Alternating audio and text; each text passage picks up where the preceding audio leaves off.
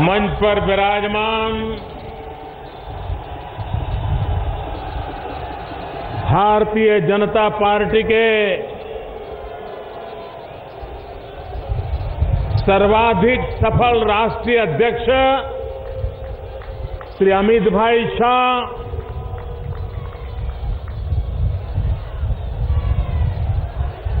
दिल्ली प्रदेश Bharatiya Janata party के अध्यक्ष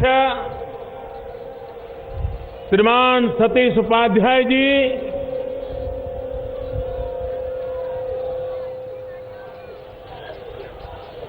मंच पर विराजमान सभी वरिष्ठ महानुभाव और अभी महाराष्ट्र के चुनाव में ज्वलंत विजय प्राप्त करके वहां की जनता के सपनों को साकार करने का जिम्मा जिन्होंने उठाया है, ऐसे भारतीय जनता पार्टी के युवा नेता और महाराष्ट्र के मुख्यमंत्री श्रीमान देवेंद्र फडणवीस जी को मैं आज दिल्ली की धरती पर अनेक अनेक अभिनंदन देता हूं और भविष्य के लिए बहुत बहुत शुभकामनाएं देता हूं। झारखंड, जहां बहुत बड़ी मात्रा में हमारे आदिवासी भाई बहन रहते हैं, देश के पिछड़े इलाकों में गिना जाता है, लेकिन वहां के गरीबों का भरोसा भी भारतीय जनता पार्टी ने जीत लिया है। आज सामान्य मानवी की आशा बने हैं, गरीबों का विश्वास बने हैं, वैसे सामान्य परिवार से आए हुए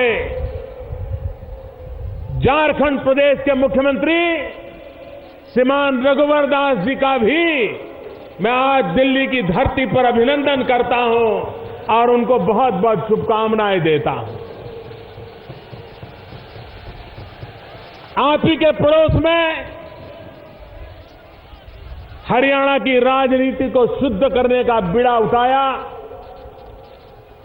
परिवारवाद से हरियाणा को मुक्त कराना बड़ा कठिन काम माना जाता था, जहां भारतीय जनता पार्टी को 10 संख्या तक पहुंचना भी कभी मुश्किल रहता था। उस हरियाणा की जनता ने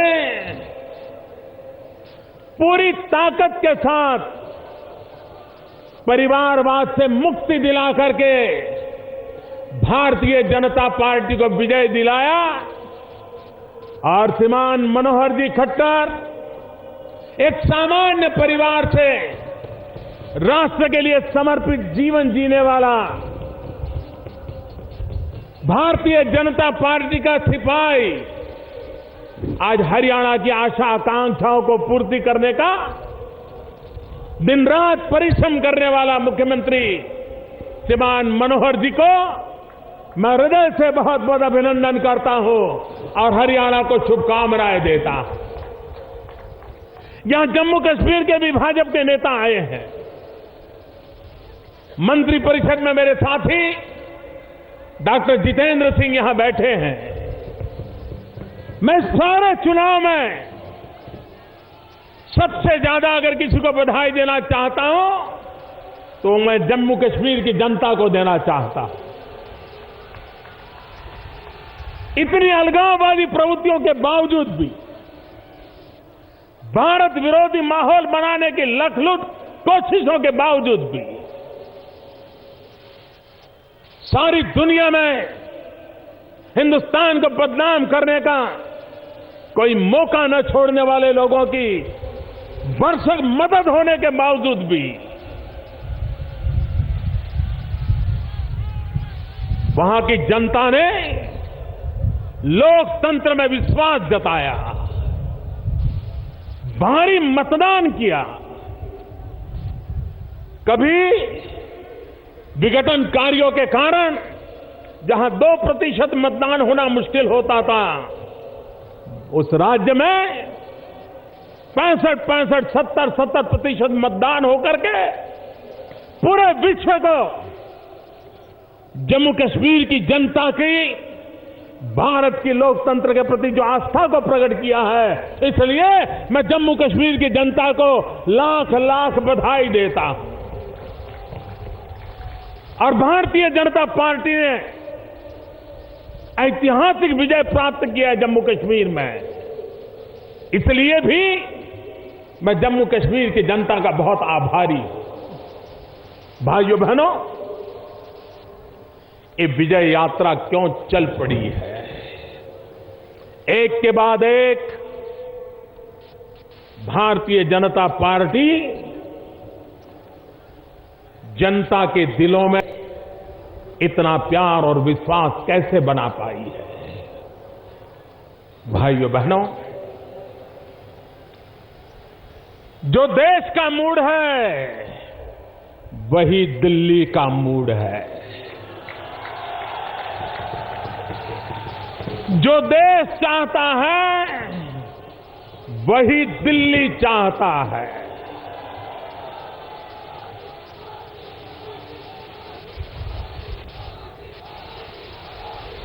मैं एक बार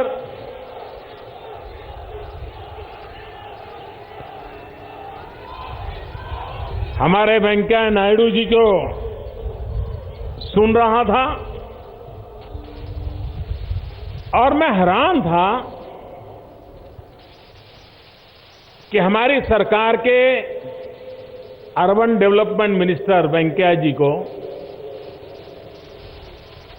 जितनी जानकारी हैदराबाद की है, जितनी जानकारी विशाखापट्टनम की है, जितनी जानकारी विजयवाड़ा की है, क्योंकि वो आंध्र के हैं, मैं हैरान था।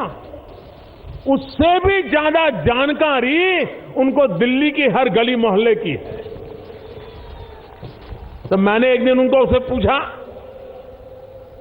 कि आप तो भारत के अर्बन डेवलपमेंट मिनिस्टर हो, आप दिल्ली में खप गए हो क्या? वहां खप गए हो क्या? उन्होंने मुझे कहा, मोदी जी, मैं जब दिल्ली वासियों से मिल रहा हूं, उनकी समस्याओं को सुन रहा हूं, तो मैं हैरान हो जा रहा हूं। दिल्ली में कैसी सरकार चली, चाहे राज्य की हो या केंद्र की हो, 2002 से ढेर सारे मसले बिना निर्णय को फाइलों में बंद पड़े थे, गरीबों की समस्याओं से सटे हुए थे। लेकिन यहां पर सरकारों को समस्याओं का समाधान करने के लिए फुर्सत नहीं थी। भाइयों बहनों, मैं श्रीमान वेंकैया जी को अभिनंदन करता हूं कि उन्होंने इतने कम समय में 17 से ज्यादा दिल्ली के जीवन को छूने वाली महत्वपूर्ण बातों का उन्होंने फैसला कर लिया और आने वाले दिल्ली के जीवन को विकास की नई ऊंचाइयों पर ले जाने के रास्ते उन्होंने खोल दिए। अगर काम करना चाहते हैं तो काम कैसे किया जा सकता है, इसका ये उदाहरण है। हरियाणा में भी कांग्रेस की सरकार थी, दिल्ली में भी कांग्रेस की सरकार थी, लेकिन हरियाणा में कांग्रेस के नेता एक बयान देते थे, दिल्ली में कांग्रेस के नेता दूसरा बयान देते थे और दिल्ली की जनता बिना पानी को प्यासी रहती थी। क्या बयानबाजी किए बिना उन्हीं के दल के दो नेता मिलकर के समस्या के मूल में जाकर के समस्या का समाधान ऐसा हो कि जिससे हरियाणा के किसानों को अन्याय न हो, दिल्ली की जनता को अन्याय न हो, क्या ऐसे रास्ते नहीं खोजे जा सकते? मैं वेंकैया जी को बधाई देता हूं कि उन्होंने हरियाणा के मुख्यमंत्री नई सरकार बनने के तुरंत बाद बुलाया, मीटिंग की और एक सहमति के द्वारा हरियाणा की जो चिंता की और दिल्ली के पीने के पानी की भी चिंता की और समस्या का समाधान करने की दिशा में कदम उठाए। भाइयों बहनों, आज देश का नौजवान अनेक आशा आकांक्षाओं को लेकर के अपने भविष्य के लिए इंतजार कर रहा है। बहुत राजनीति कर ली हम लोगों ने, सामान्य मानवी के पास क्या पहुंचा? नारे भी बहुत दे चुके थे। जितनी तेजी से गरीबी हटाने के नारे दिए गए, उससे ज्यादा गरीबी बढ़ती गई। क्यों?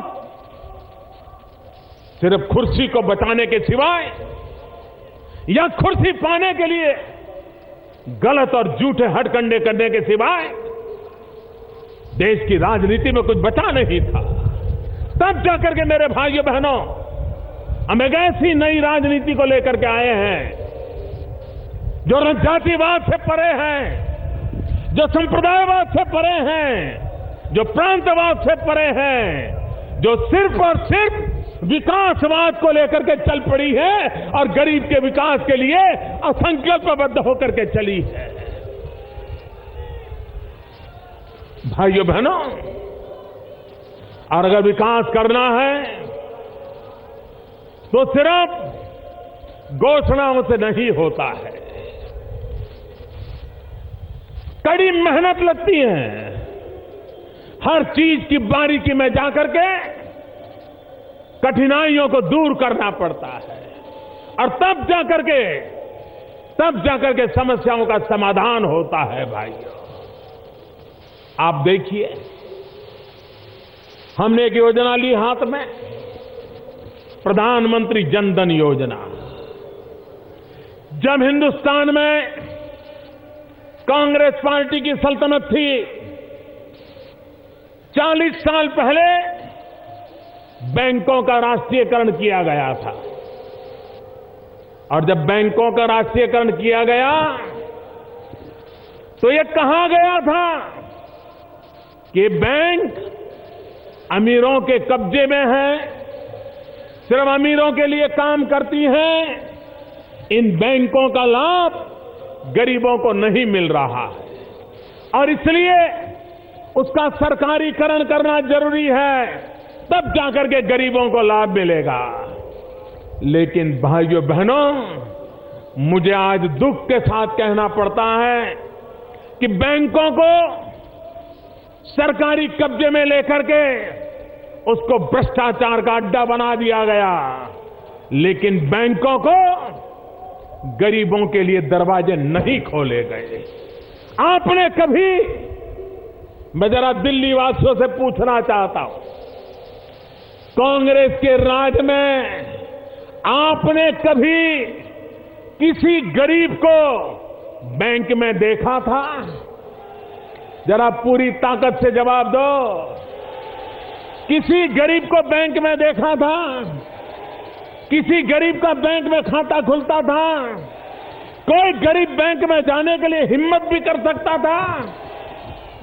भाइयों बहनों, अमीरों के लिए कौन सरकारें चलाते थे और गरीबों के लिए कौन जी जान से जुटे हैं, इसका पूरा पूरा भेद ये प्रधानमंत्री जन धन योजना से साफ हो जाता है। भाई, मैंने 15 अगस्त को घोषणा की थी, लाल किले पर, दिल्ली की धरती पर से घोषणा की थी कि हम बैंकों के अंदर गरीबों के खाते खोलेंगे, जीरो बैलेंस से खोलेंगे। बड़ा हड़कंप मच गया था, बैंक वाले भी परेशान थे कि बिना पैसे खाते खोलने के क्या। भाइयों बहनों, हमने फैसला कर लिया, बैंकों ने हमारी बात को माना। बैंक के लोग घर घर गए, जो कभी ऑफिस में मुंडी ऊपर करके देखना नहीं चाहते थे, वो ऐसे देश सेवा में लग गए, घर घर गए। और भाइयों बहनों, जिस देश में 1 करोड़ खाते खुलने में 1 साल लगता था, इसी सरकार के रहते हुए 1 सप्ताह में 1 करोड़ खाते खोलने का विक्रम कर दिया। जो काम 1 साल लगता था वो 1 सप्ताह में करने लग गए। और भाइयों बहनों, 15 अगस्त के बाद काम शुरू किया और मुझे 26 जनवरी तक 7 करोड़ परिवारों तक पहुंचने का मेरा लक्ष्य था। लेकिन आज मैं गर्व के साथ कहता हूं कि जनवरी की 10 तारीख आते आते करीब करीब 11 करोड़ लोगों के खाते खुल गए।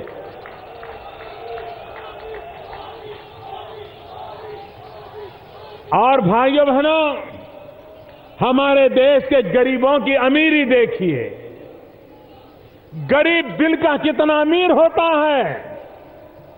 हमने तो कहा था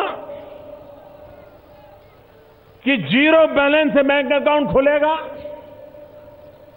लेकिन हमारे गरीब भाइयों को लगा कि भले मोदी जी ने कहा हो, लेकिन ऐसे थोड़ा किया जाता है।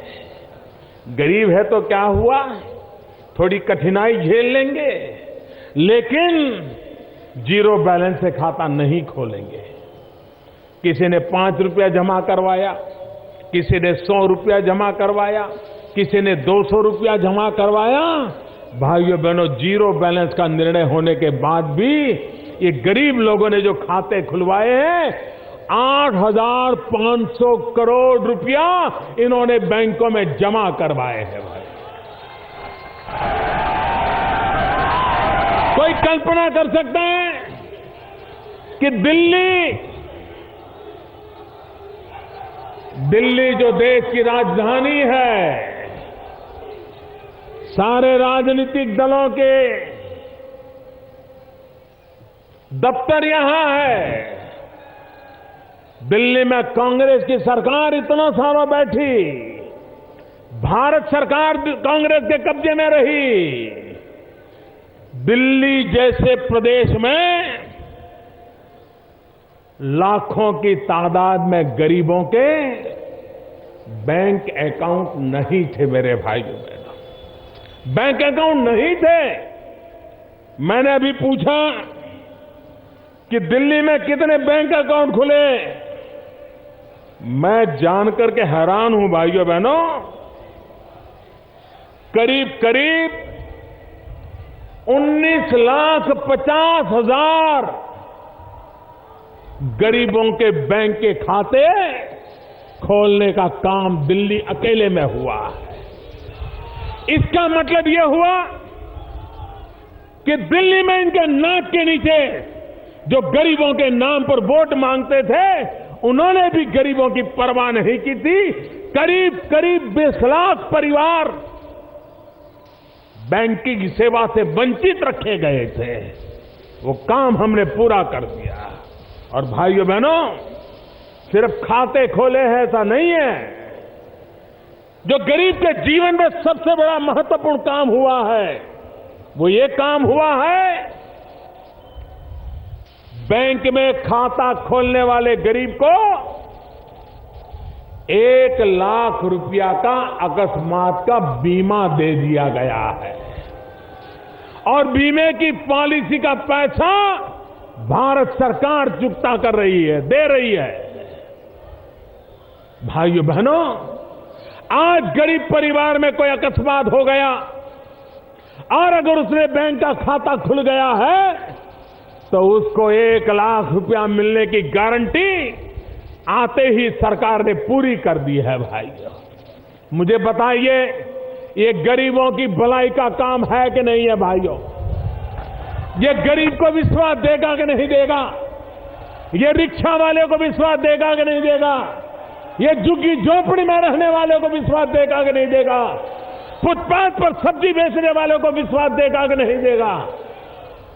भाइयों बहनों, मैंने पहले ही कहा था, जब मुझे मेरी पार्टी ने नेता के रूप में चुना और संसद भवन में मेरा भाषण हुआ था, मैंने पहले ही दिन कहा था कि ये सरकार गरीबों को समर्पित है और हमारे सारे कदम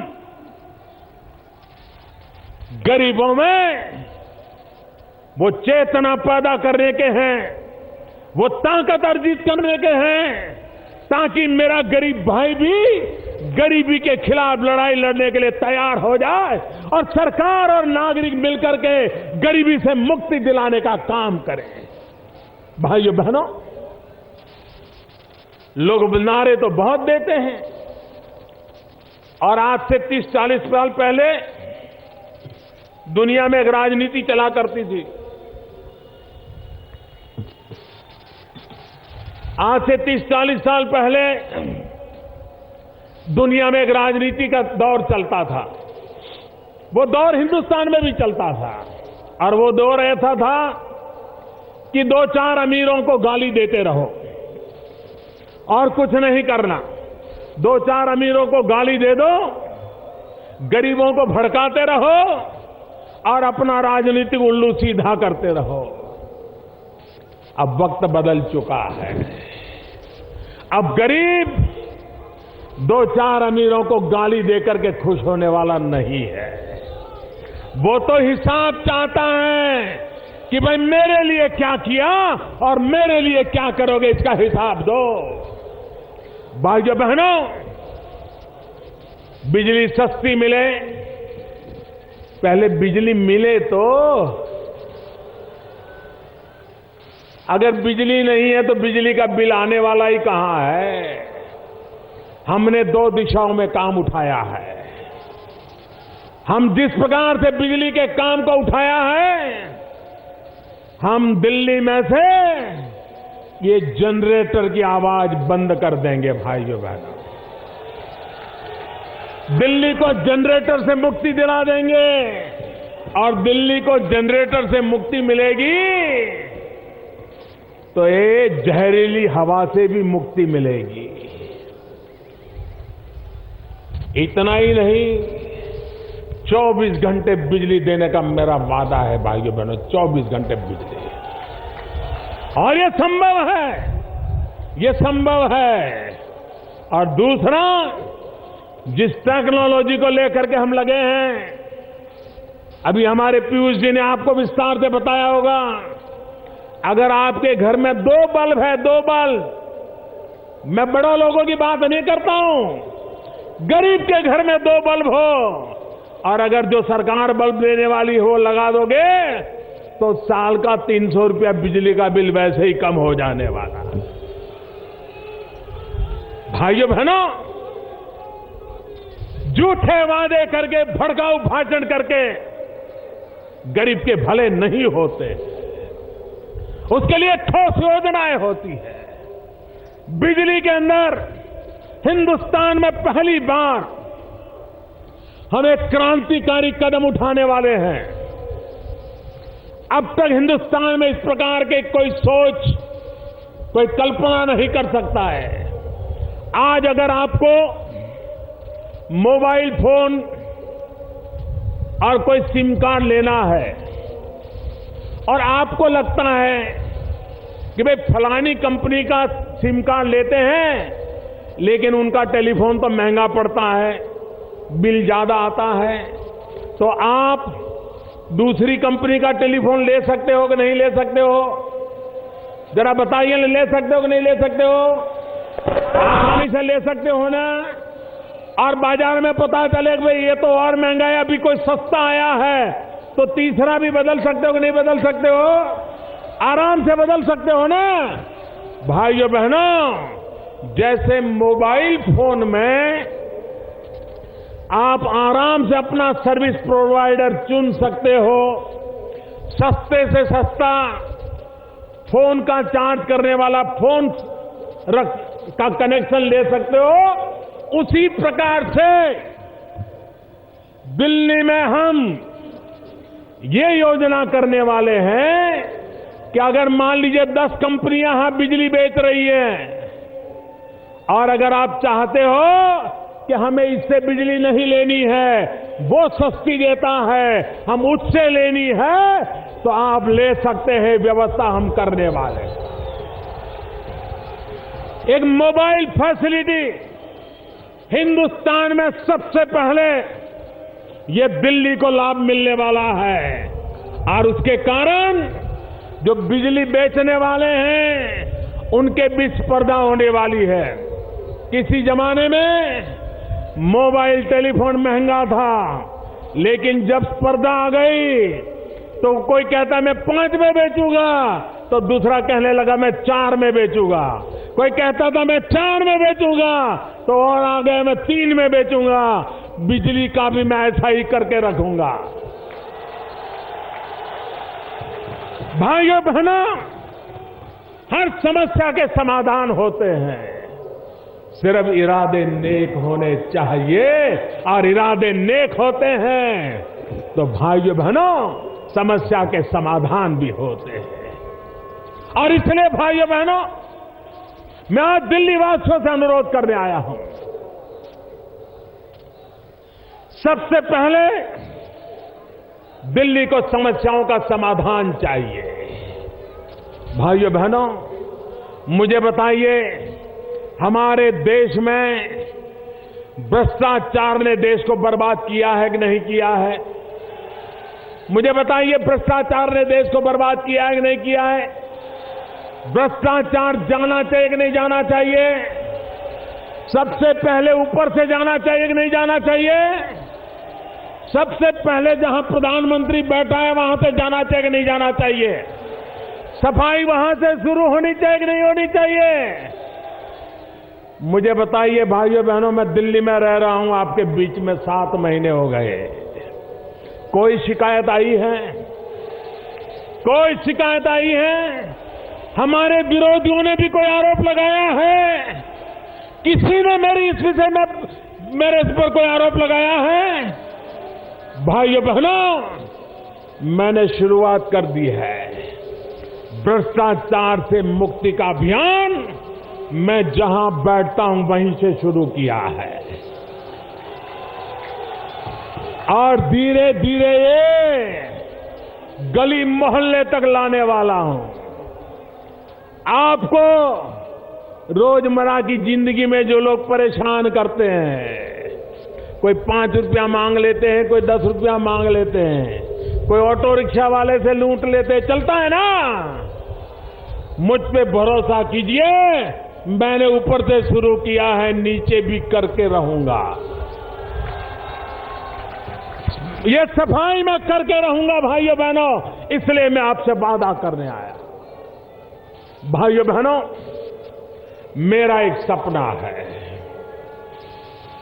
वो सपना पूरा करने के लिए मुझे आपकी मदद चाहिए। करोगे? ऐसा नहीं, पूरी ताकत से बताइए। मेरा एक सपना है, पूरा करने के लिए आपकी मदद चाहिए। करोगे? पक्का करोगे? भाइयों बहनों, ये दिल्ली हमारे देश की राजधानी है। क्या मेरी राजधानी में भी लोगों को झुग्गी झोपड़ी में जीने के लिए मजबूर होना पड़े, वो अच्छी बात है क्या? क्या दिल्ली में भी लोगों को फुटपाथ पे गुजारा करने पड़े, अच्छी बात है क्या? और इसलिए मेरे भाइयों बहनों, मेरा एक सपना है, 2022 जब भारत की आजादी के 75 साल होंगे, तब हमारे यहां दिल्ली में हर झुग्गी झोपड़ी वाले को अपना पक्का घर हो, ये सपना मैं पूरा करना चाहता हूं। हर गरीब को अपना घर हो, ये बहुत बड़ा काम मैंने लिया है सर पे। मैं जानता हूं भाइयों बहनों, ये काम छोटा नहीं है, लेकिन अगर छोटे काम करने होते तो देश की जनता मुझे नहीं लाती, और बहुत लोग थे ऐसे काम करने वाले। बड़ा काम है, ये बड़ा काम करने के लिए मुझे आपका आशीर्वाद चाहिए। आप चाहते हैं दिल्ली में हर गरीब को घर हो, आप चाहते हैं जहां झुग्गी झोपड़ी हो वहां पक्का मकान हो,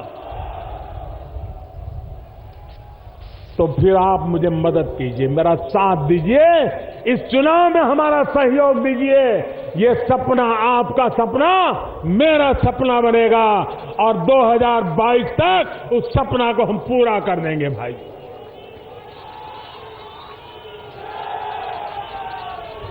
भाइयों बहनों, दिल्ली में बहुत बड़ी जूट की फैक्ट्री चलती है। अभी अमित भाई बता रहे थे कि कुछ लोग जूट में ऐसे माहिर हैं कि उनको हम कभी पराजित नहीं कर सकते। भाइयों बहनों, जो झूठ बोलते हैं उनको जनता ही पराजित कर देती है, हमें उसके लिए समय बर्बाद करने की जरूरत नहीं होती है। मैं हैरान हूं, एक ऐसा झूठ चलाया गया दिल्ली में और बड़ी चतुराई से चलाया गया। ये चलाया गया कि दिल्ली में भाजपा की सरकार बनेगी तो सरकारी मुलाजिमों की रिटायरमेंट की उम्र 58 वर्ष कर दी जाएगी। ये किसके दिमाग में से पैदा होता है भाइयों? ये झूठ कौन फैला रहा है? भाइयों बहनों, मैं जानता हूं सरकार ने ऐसा कभी सोचा नहीं, सरकार ने कभी ऐसा कहा नहीं, और फिर भी दिल्ली सरकार ऐसा करने वाली है। इस प्रकार की झूठी बातें फैलाई जा रही है। मेरी दिल्ली वासियों से इतना ही कहना है, हर दिन एक नया झूठ मैन्युफैक्चर होगा। भ्रमित करना यही उनकी राजनीति का तरीका है, झूठ फैलाना यही उनकी राजनीति का तरीका है। और इसलिए मेरे भाइयों बहनों, अगर कुछ कहना है, जरूरी लगता है, तो मोदी कभी पीठ में छुरा भौंकने वाला इंसान नहीं है।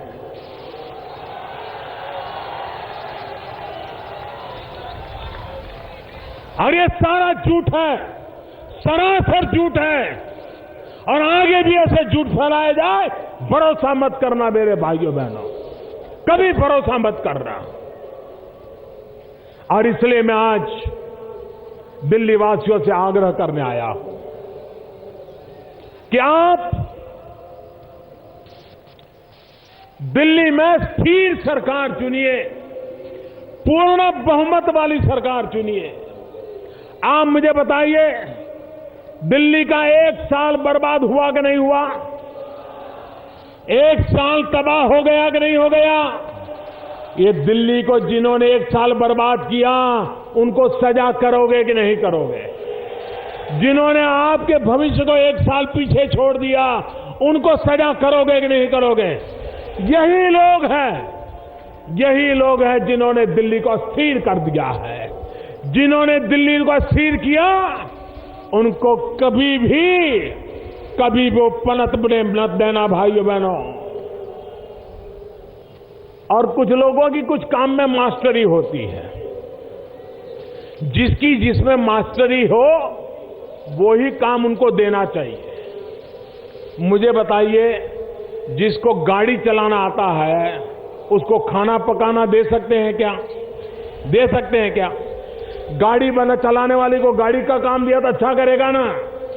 इसलिए जिनको फुटपाथ पर बैठ करके रास्ते रोकने में अच्छा ही मास्टरी है, धरने करने की मास्टरी है,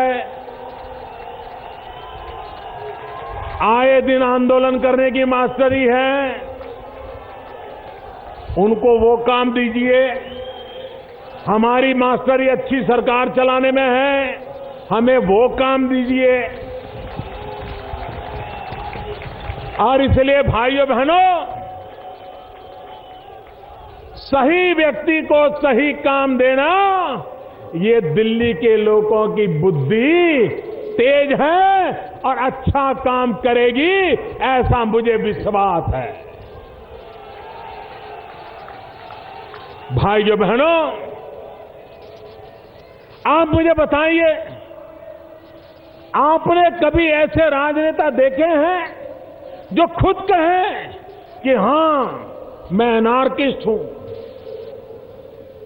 मैं एनार्की में विश्वास करता हूं? ऐसे कोई राजनेता सोच सकते हैं भैया? अगर आपको एनार्की करनी है, एनार्किस्ट हो, तो जाकर के जंगलों में नक्सलवाद वालों के साथ जुड़ जाओ। वही तो वो कर रहे हैं। दिल्ली को नक्सलवाद की लपेट में नहीं लाया जा सकता, दिल्ली को एनार्की में नहीं लाया जा सकता। यहां सभ्य समाज रहता है, देश की राजनीति यहां से केंद्रित होती है। विश्व में दिल्ली की एक शान होनी चाहिए, उस शान को एनार्की की तरफ नहीं जाने देना चाहिए। भाइयों, एक सुशासन चाहिए, को व्यवस्था चाहिए, दिल्ली को जवाबदेह लोग चाहिए, जवाबदेह सरकार चाहिए। अनार्की से दिल्ली का भला नहीं होगा और दुनिया में हिंदुस्तान की छवि बर्बाद होकर के रहेगी। और इसलिए भाइयों बहनों, हमारी जिम्मेवारी है, दिल्ली को बचाना भी है, दिल्ली को बढ़ाना भी है, दिल्ली को आगे बढ़ाना है, दिल्ली को नई ऊंचाइयों पर ले जाना है। और मुझे विश्वास है कि दिल्ली जनता के आशीर्वाद के द्वारा भारतीय जनता पार्टी के नेतृत्व में एक मजबूत स्थिर सरकार बनेगी। और ये मजबूत स्थिर सरकार गत 1 साल की जो खाई है उसको भी भरेगी और दिल्ली के पिछले 15 साल के जो सपने अधूरे हैं उन अधूरे सपनों को भी पूरा करेगी। और दिल्ली की जनता, दिल्ली का नौजवान जिस नई ऊंचाइयों को पाना चाहता है उसको भी पार करेगा। इसी विश्वास के साथ दिल्ली वासियों को मेरी बहुत बहुत शुभकामनाएं।